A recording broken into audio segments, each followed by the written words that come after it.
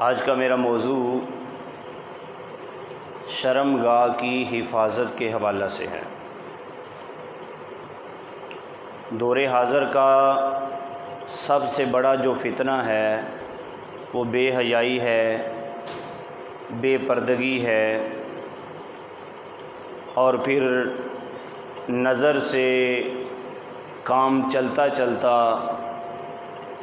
شرمگاہ تک پہنچ جاتا ہے۔ تو فی زمانہ کے اعتبار سے میں نے چاہا کہ یہ ایک معاشرتی برائی ہے، شاید کہ قرآن اور حدیث کو سننے سے کسی بندے کو راہ ہدایت مل جائے۔ جیسے آپ کو پتہ ہے کہ سورۃ المومنون کی جو ابتدائی آیات ہیں 10 آیات، ان کی تفسیر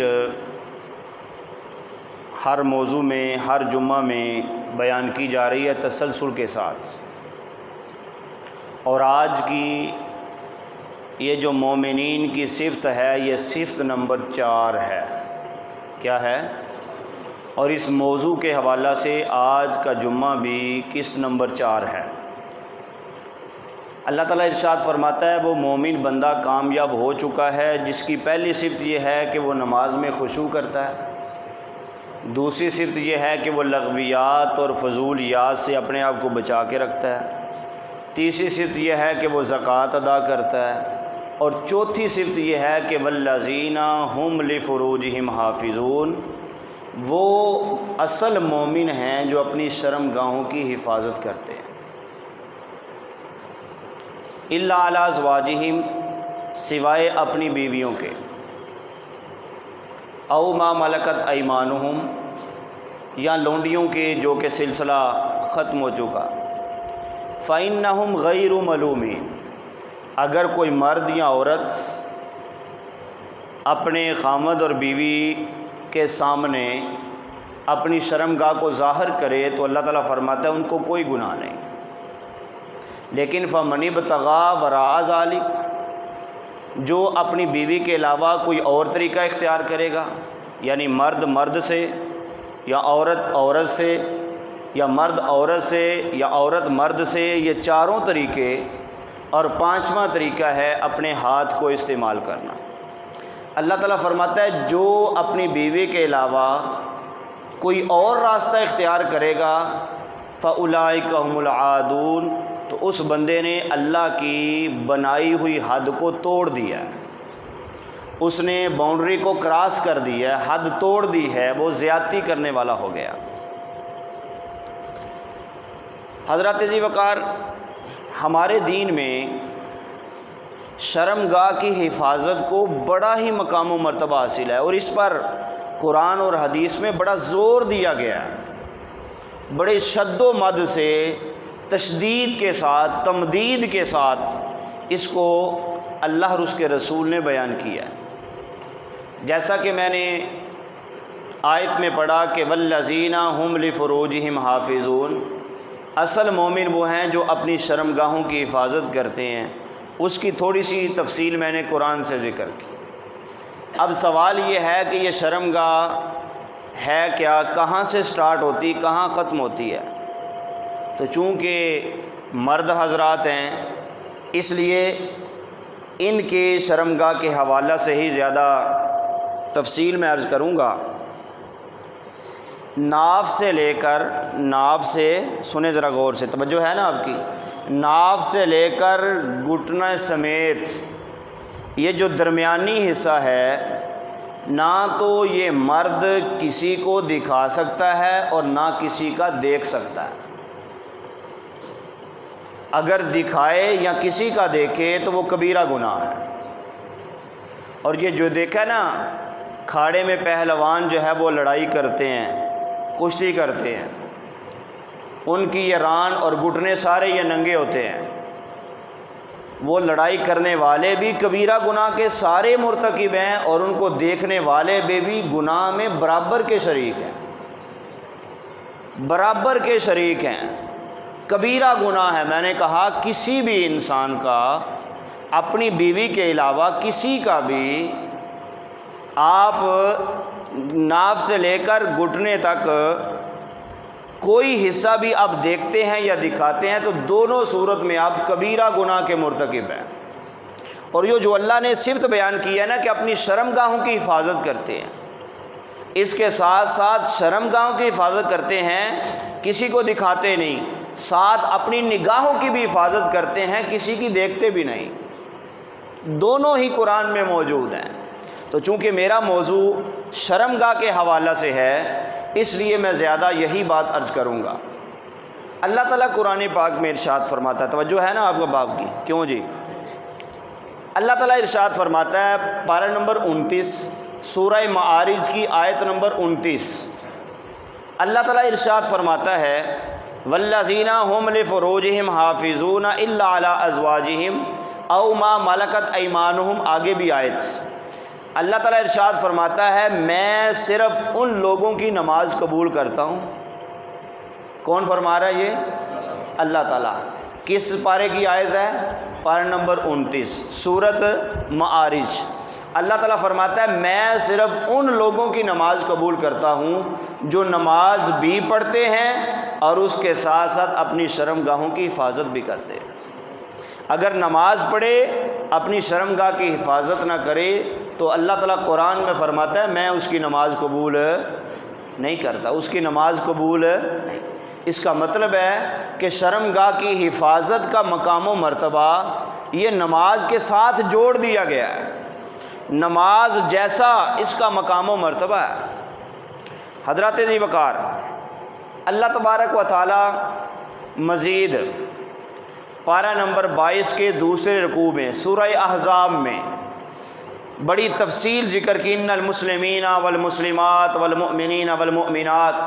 اس سے آگے اسی آیت میں اللہ تعالیٰ فرماتا ہے والحافظین فروجہم والحافظات، وہ مسلمان مرد جو اپنی شرمگاہوں کی حفاظت کرتے ہیں اور وہ عورتیں جو اپنے اعضاء کو، جسمانی اعضاء کو کسی غیر مرد کو نہیں دکھاتی۔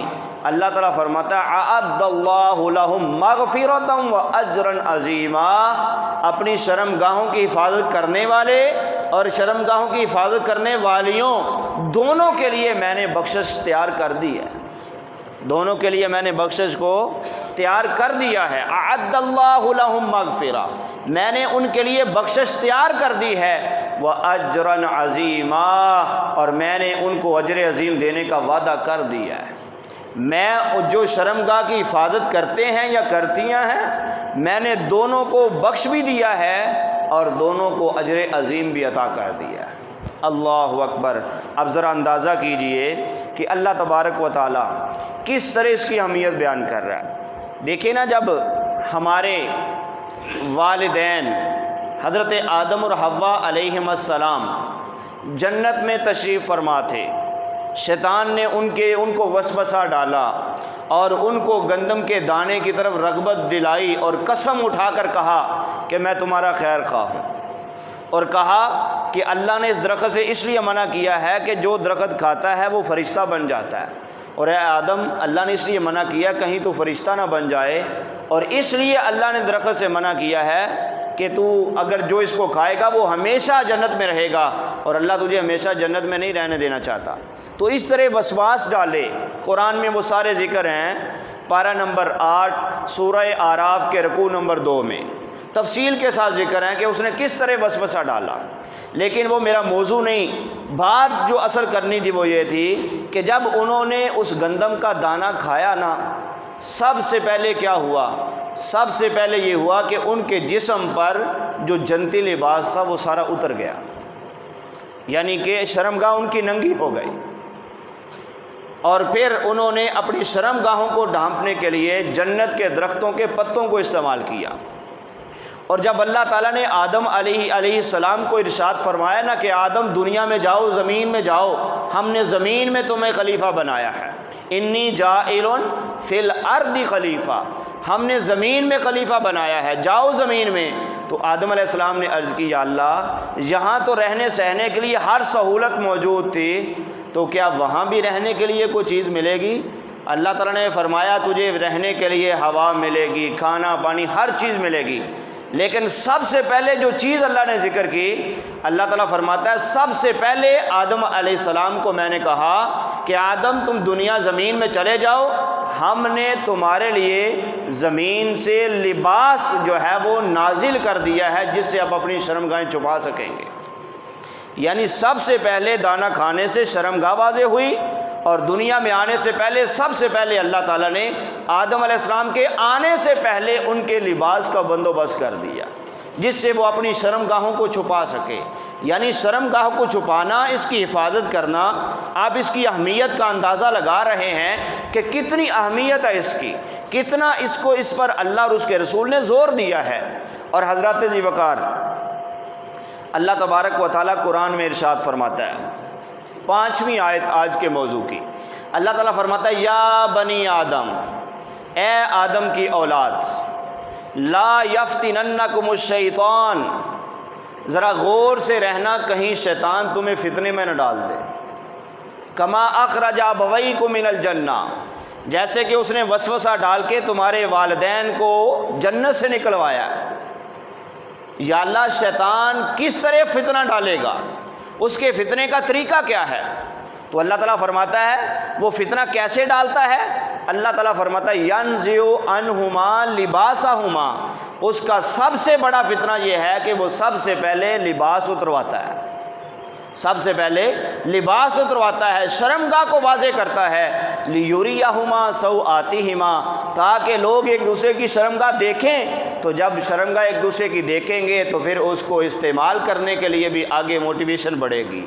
تو اس لیے اللہ تعالیٰ ارشاد فرماتا ہے شیطان کا جو سب سے بڑا حربہ ہے وہ یہ ہے کہ وہ عورت اور مرد کے درمیان میں اس طرح بے حیائی کو عام کرنا چاہتا ہے، ینزع عنہما لباسہما، وہ ان کے لباس اتروانا چاہتا ہے۔ اور آج جو آپ کو پتہ ہے فی زمانہ شیطان اپنے اس وسوسے میں کئی حد تک کامیاب ہو چکا ہے۔ پہلے تو عورتیں اتنا باریک لباس پہنا کرتی تھیں کہ جسم نظر آتا تھا اور چلتے ہوئے سارے اعضاء نظر آتے تھے، یقین جانیں اب مرد بھی ان سے اس معاملے میں کوئی کم نہیں ہے، یہ بھی اتنے ٹائٹ لباس پہنتے ہیں جس کی اسلام میں اجازت ہی نہیں ہے، اور جس سے چلنے میں بیٹھنے میں مشکلات ہوتی ہیں، جبکہ اسلام ایک عقل کے مطابق دین ہے۔ اس میں جو لباس رکھا گیا ہے بڑا واضح، بڑا پردے والا لباس ہے۔ یقین جانیے پیارے آقا صلی اللہ علیہ وسلم شلوار اور قمیض کو پہنا کرتے تھے، اور حقیقت بھی یہی، کوئی بندہ بھی اس حقیقت سے انکار نہیں کر سکتا، جو پردہ اللہ تعالیٰ نے شلوار اور قمیض میں پیدا کیا نا وہ کسی اور لباس کے اندر موجود نہیں ہے، کسی اور لباس کے اندر نہیں ہے۔ کوئی لاکھ قسمیں مجھے اٹھا کے مجھے کہے کہ اس سے بھی زیادہ پاک اور صاف لباس ہے، میں کبھی بھی اس کی بات ماننے کے لیے تیار نہیں ہوں۔ اس سے صاف ستھرا اور اس سے زیادہ شرمگاہ کی اور اعضاء کی حفاظت کرنے والا لباس کوئی نہیں ہے۔ اگرچہ جائز ہیں سارے، میں کسی کو منع نہیں کر رہا، لیکن وہ لباس جو بہت زیادہ ٹائٹ ہو وہ اسلام میں منع ہے، وہ چاہے عورت پہنے یا مرد پہنے، دونوں صورتوں میں وہ حرام ہے اور اس کی اسلام میں قطعاً اجازت نہیں ہے۔ حضور نبی اکرم صلی اللہ علیہ وسلم نے ایسے ہی نہیں ارشاد فرما دیا، بڑی مشہور حدیث، آپ نے اس کو پہلے بھی سماعت کیا، پیارے آقا صلی اللہ علیہ وسلم اپنے امتیوں سے قیامت تک آنے والے مسلمانوں کو ارشاد فرما رہے ہیں۔ ایک حدیث میں حضور نے فرمایا مجھے 6 چیزوں کی ضمانت دے دو، میں جنت کی ضمانت دیتا ہوں۔ 6 چیزوں کی، کتنی چیزوں کی؟ 6 چیزوں کی ضمانت دے دو۔ اضمنوا لی 6 من انفسکم اضمن لکم الجنہ، تم مجھے 6 چیزوں کی ضمانت دے دو، میں جنت کی ضمانت دیتا ہوں۔ اور اس حدیث میں حضور نے ان 6 کو بھی شارٹ کر کے ارشاد فرمایا، 6 شاید تم یہ سمجھو کہ یہ زیادہ ہیں، میں اللہ کا نبی ہو کے اعلان کرتا ہوں اگر تم مجھے 2 چیزوں کی ضمانت دے دو میں جنت کی ضمانت دیتا ہوں۔ تم مجھے یہ گارنٹی دے دو کہ ان 2 چیزوں کی تم حفاظت کرو گے، میں اللہ کا نبی ہو کے وعدہ کرتا ہوں، اعلان کرتا ہوں اللہ تجھے جنت ضرور عطا کرے۔ اب دیکھیے کتنی واضح بات کر دی۔ آپ صلی اللہ علیہ وسلم نے ارشاد فرمایا پہلے نمبر پہ اپنی زبان کی حفاظت کی ضمانت دے دو کہ اپنی زبان سے گناہ نہیں کرو گے، اس کو کنٹرول میں رکھو گے۔ ما بین لحییہ، جو 2 جبڑوں کے درمیان ہے زبان، اگر تم اس کو حفاظت کرو گے، کیونکہ اس سے بے شمار گناہ ہوتے ہیں، اس سے بے شمار گناہ ہوتے ہیں، حتیٰ کہ بے پردگی اور شرمگاہ کا ظاہر ہونا اور زنا ہونا، اس کے اندر بھی زبان کا کردار موجود ہے۔ زبان اس میں بھی معاون ثابت ہوتی ہے۔ آنکھ سے زنا کا آغاز ہوتا ہے اور پھر دل کے بعد زبان کے بعد آگے جناب والا پھر شرمگاہ کی طرف چلا جاتا ہے۔ حضرت عبداللہ ابن عباس رضی اللہ تعالی عنہ ارشاد فرماتے ہیں، آپ فرماتے ہیں یہ جو شیطان ہے نا، شیطان یہ انسان کے 3 اعضاء میں رہتا ہے۔ کتنے اعضاء پہ؟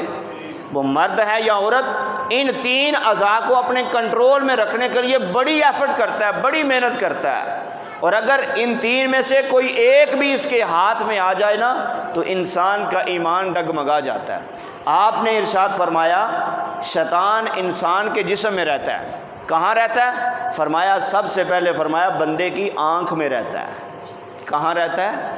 آنکھ میں رہتا ہے۔ میں نے پہلے بھی بات کی، تقریباً ہر زنا کی ابتدا آنکھ سے ہوتی ہے۔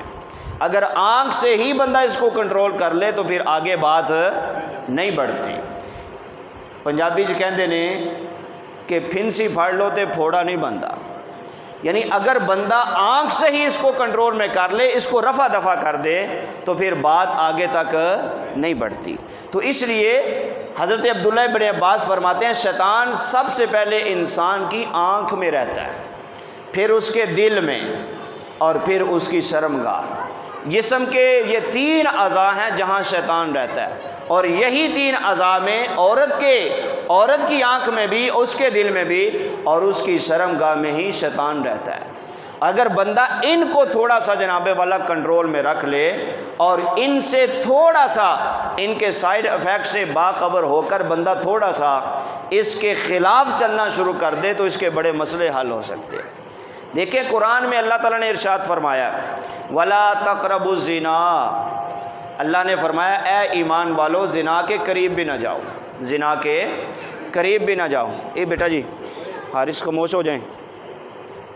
یہ نہیں اللہ نے فرمایا وَلَا تَفْعَلُوا الزِّنَا، زنا نہ کرو، اللہ نے فرمایا زنا کے قریب بھی نہ جاؤ، یعنی وہ اعمال، وہ چیزیں، وہ جسم کے اعضاء جو زنا کی طرف لے جانے والے ہیں، حضور صلی اللہ تعالیٰ ارشاد فرماتا ہے وَلَا تَقْرَبُوا الزِّنَا، ان سے بھی ذرا محتاط رہو، کیونکہ اللہ تعالیٰ فرماتا ہے میں نے انسان کو پیدا کیا ہے اور میں جانتا ہوں اگر یہ قریب نہیں جائے گا تو کبھی زنا نہیں کرے گا، اور ایسا بہت کم ہوتا ہے کہ قریب چلا جائے اور پھر زنا سے باز آ جائے، یہ بہت کم ہوتا ہے۔ اگر یہ قریب ہی نہیں جائے گا تو پھر اس کی طرف لپکے گا ہی نہیں، اس کی طرف جائے گا نہیں، اور زنا نہ کرنے کا طریقہ یہی ہے کہ زنا کے جو مقدمات ہیں، زنا سے پہلے جو چیزیں ہیں ان کو بندہ ذرا جو ہے وہ کنٹرول میں رکھے، پھر اس کے لیے آسانی ہو جاتی ہے۔ حضور نبی اکرم صلی اللہ علیہ وسلم کی حدیث پاک آپ کو سنا رہا کہ آپ صلی اللہ علیہ وسلم فرماتے ہیں 2 چیزوں کی ضمانت دے دو میں تمہیں، بولیں ذرا، میں تمہیں اونچی آواز میں ذرا، کیا ضمانت دیتا ہوں؟ جنت کی ضمانت دیتا ہوں۔ کتنی چیزوں کے بدلے؟ پہلی حضور فرماتے ہیں ما بین لحییہ، جو 2 جبڑوں کے درمیان ہے، زبان، اگر اس کی تم مجھے ضمانت دے دو نا کہ اس کو تم جناب والا مس یوز نہیں کرو گے تو پھر اللہ تعالیٰ تمہیں جنت عطا کرے گی۔ اور دوسرا فرمایا وما بین رجلیہ، دوسرا جو 2 ٹانگوں کے درمیان ہے شرمگاہ، اگر ان کی تم ضمانت دے دو نا کہ ان کی حفاظت کرو گے تو میں تمہیں جنت کی ضمانت عطا کرتا ہوں۔ یعنی آدھی جنت زبان کی حفاظت سے بندے کو مل جاتی ہے اور آدھی جنت شرمگاہ کی حفاظت سے بندے کو مل جاتی ہے۔ آپ اندازہ کریں شرمگاہ کی حفاظت کرنے سے آدھی جنت مل جاتی ہے۔ ایسے نہیں اللہ کے نبی صلی اللہ علیہ وسلم نے فرمایا النکاح نصف الایمان، نکاح نصف ایمان ہے، کیونکہ جب بندہ نکاح کر لیتا ہے تو پھر اس کی شرمگاہ جو ہے وہ غیر عورتوں اور غیر معاملات میں سے محفوظ ہو جاتی ہے، اور جب غیر سے محفوظ ہو گئی تو اس کا ایمان نصف ہو گیا، اور جس کا ایمان نصف ہو گیا شرمگاہ کی حفاظت کرنے سے اللہ تعالیٰ اس کی وجہ سے اس کو آدھی جنت کا حقدار بنا دے گا، آدھی جنت اس کے نام لگا دے گا۔ اور اللہ تعالیٰ قرآن میں ارشاد فرماتا ہے، جو آیت میں نے خطبے میں پڑھی، اللہ تعالیٰ ارشاد فرماتا ہے فَمَنِ ابْتَغَىٰ وَرَاءَ ذَلِكَ، وہ اصل مومن ہے جو شرمگاہوں کی حفاظت کرتے ہیں، اور اگر اپنی بیوی سے شرمگاہ کی حفاظت نہ کریں تو اللہ تعالیٰ فرماتا ہے فَإِنَّهُمْ غَيْرُ مَلُومِينَ، کوئی گناہ والا کام نہیں، لیکن جو اس کے علاوہ کوئی اور عمل کرے گا، یعنی کہ 4 جو صورتیں میں نے بتائی تھی کہ اگر مرد مرد سے یا مرد عورت سے یا عورت عورت سے یا عورت مرد سے، اور 5ویں صورت یہ ہے کہ اپنا ہاتھ استعمال کرے، اور 6ٹھی صورت یہ ہے کہ وہ متع کرے۔ اللہ تعالیٰ فرماتا ہے اپنی بیوی کے علاوہ اس کے علاوہ کوئی اور کوئی بھی طریقہ اختیار کرے گا فَأُولَٰئِكَ هُمُ الْعَادُونَ، تو اس نے اللہ تعالیٰ کی حد کو توڑ دیا ہے، اللہ تعالیٰ کی حد کو کراس کر دیا ہے، اور جس نے ایسا کیا اللہ تعالیٰ اس کو جہنم میں داخل کرے گا۔ حضور نبی اکرم صلی اللہ علیہ وسلم ارشاد فرماتے ہیں ناکح الید ملعون او کما قال النبی صلی اللہ علیہ وسلم، حضور صلی اللہ علیہ وسلم فرماتے ہیں ہاتھ استعمال کرنے والا، ہاتھ سے اپنے آپ کو فارغ کرنے والا ملعون، اس پہ اللہ کی لعنت ہے، اس پہ اللہ تعالیٰ کی لعنت ہے۔ ایسے ہی پیارے آقا صلی اللہ علیہ وسلم فرماتے ہیں ایک قوم پر عذاب صرف اس وجہ سے آیا تھا کہ وہ اپنے شرم گاہ کے ساتھ کھیلا کرتے تھے، تو اللہ تعالیٰ نے ان کی وجہ سے ان پر عذاب نازل کر دیا، ساری قوم کو تباہ و برباد کر دیا۔ تو اللہ تبارک و تعالیٰ نے یہ جو ارشاد فرمایا والذین ہم لفروجہم حافظون، اصل مومن ہیں ہی وہ جو ہر معاملے میں اپنی شرم گاہ کی حفاظت کرتے ہیں۔ اور میں نے اس کی وضاحت کی کہ ناف سے لے کر گھٹنے تک یہ جو درمیانی حصہ ہے یہ نہ تو کسی کا دیکھنا جائز ہے نہ کسی کا دکھانا جائز ہے۔ حضرت ابوبکر صدیق رضی اللہ تعالیٰ عنہ آپ ایک دفعہ شرم گاہ کی حفاظت کے موضوع پہ خطاب فرما رہے تھے دوران خلافت۔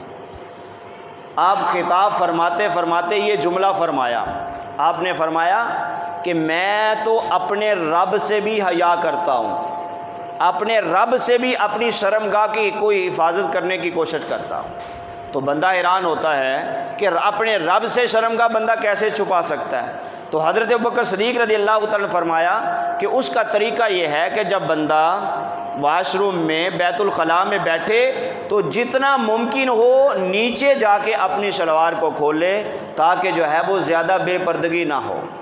اب دیکھیے اللہ کے نیک بندوں کی صفت یہ ہے کہ وہ کوشش کرتے ہیں کہ جتنا ممکن ہے اپنی شرم گاہ کی حفاظت کی جائے۔ ترمذی کے اندر حدیث ہے پیارے آقا صلی اللہ علیہ وسلم کے بارے میں صحابہ فرماتے ہیں کہ ہم جب بھی حضور کے ساتھ موجود ہوتے کسی غزوے پہ کسی جگہ پہ، آپ نے اگر قضائے حاجت کرنی ہوتی تھی نا تو آپ کا طریقہ کیا تھا؟